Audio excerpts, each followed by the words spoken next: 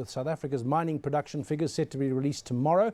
Peter Major, he's a mining consultant at Cadiz, joins us now from Cape Town for a focus on the mining sector.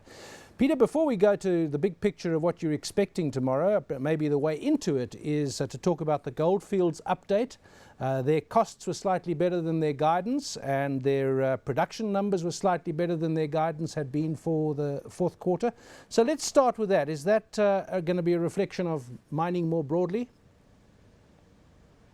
You know, we haven't had to focus on costs, David, for too much of the last 10 years because we had this world record super commodity boom.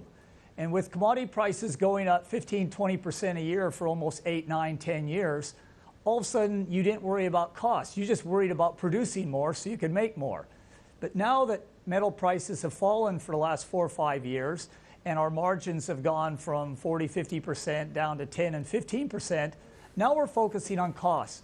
But you know, almost any business in the world, especially an established business, it's based on costs. You can't bank on cost on price increases. You got to base on cost decreases. And Microsoft's probably led the world in maintaining tough cost control over a pretty similar product that hasn't changed in 2 decades. And auto manufacturers, you know, your competitive edge is cost. So yes, it's about time we started getting creative on our costs. And that's where South Africa got put on the map. For 40 years, the gold price was $35 an ounce, and we kept innovating, modernizing, mechanizing, and we kept driving our real costs down. The rest of the world couldn't keep up. We put them out of business. We did 70% of world gold production. So that's good. Let's focus more on costs. Labor can help a lot. Government can help a lot. Eskom and the mine managers need to do the rest. Peter, just talking of labour, Northam, they've had a strike at their Zondereinde mine, and that's responsible for about 2/3 of their production. They say it's costing them 11.5 million rand a day. It's an unprotected strike. They were told to go back to work. Apparently there's intimidation, and now the company has suspended operations. Now, of course, there's a big ghost behind this, and that's that terrible strike we had for 5 months or so last year. And I suppose one has to ask the question, is this the start of more of the same? Geez, I hope not. This is a bad start to a nice fresh year. It's a really bad start to the year. We thought that was all behind us. We thought 2012, a little bit of trouble in 2013, and now all the big trouble in 2014. Yeah, I don't want to see any more strikes here. This is nonsense. You know, platinum is not very strong in price, as is gold. We can't afford more strikes. And if this is the NUM trying to get more members by showing AMCU, hey, we can demand more than you guys, it's not a way of surviving. They've got to be working on a different strategy. You can't just keep demanding and be oblivious to the price falls in these metals. And they can't be oblivious to how many underground platinum operations are going to be closing this year. They've got to do all in their power to keep these operations open and growing. Of course, you mentioned AMCU and NUM. Of course, that is a process that's only just begun in a way, the fight for the hearts and minds of the miners. 2 major players on the scene now. AMCU very influential in the Rustenburg platinum area.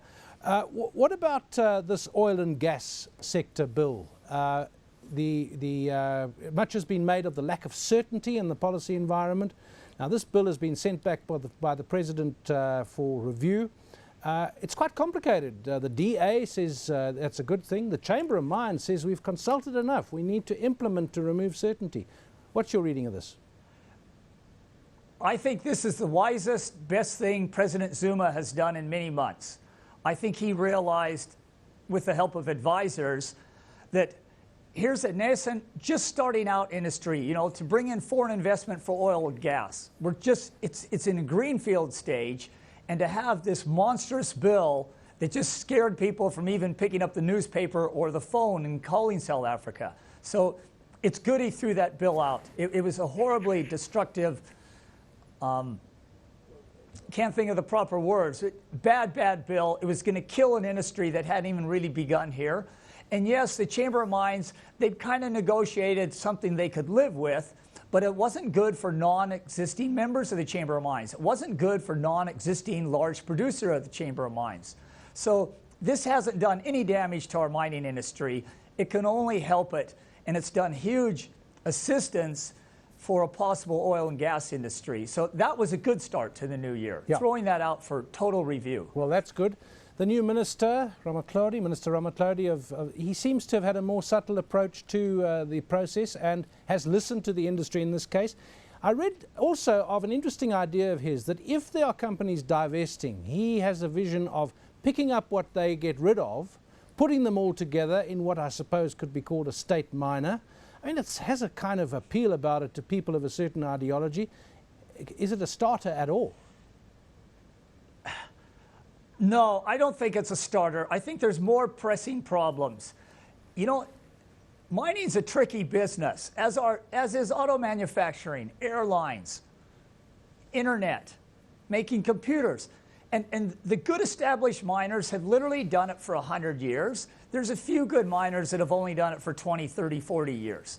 But for government that is juggling so many balls, trying to manage so many organizations and even industries, it's insane to think that they can start a competitive mining industry here. If you look at how many projects IDC has invested in mining in the last 10, 12 years, and how many of those are going, it's a very tough business. And it takes a lot of experience, a lot of risky capital, and the government shouldn't be risking the country's capital trying to compete with big international corporations that are even battling to stay profitable. So no, it's a non-starter, and there's better ways of doing it. You got 6,100 nationalized mines. They're sitting there idle, and many of those mines should be operating with the commodity prices we've got.